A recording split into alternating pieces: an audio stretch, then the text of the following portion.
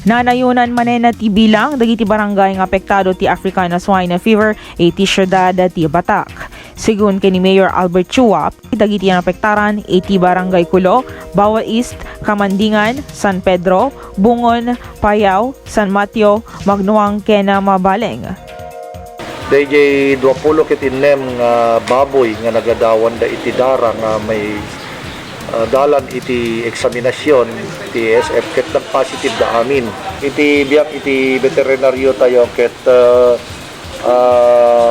adadan nga madamang agkalkaling kinigitay lugar. Emotional met dayto yung agtaraken ti baboy gapo iti apan nakalugida. Sakit mo tinakom ni kasta ti pasamak kita rakon mi tayo sungarod mo ti pangnamnama mi sir ti paggapuan ti pagbiag mi.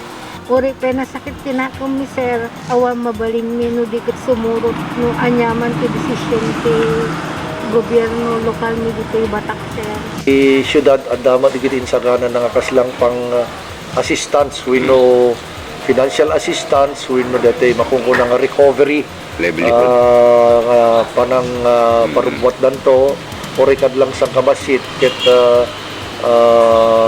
adamat may tulong to ti city aprobar da lang ini Lunes dati supplemental na may pagduti recovery program ti ASF. Iti intero a probinsya sa nga 10 ket 3 nga lugar dagiti naapektaran ti ASF. Para iti balitang Ilocos Online, Jaan Agustin.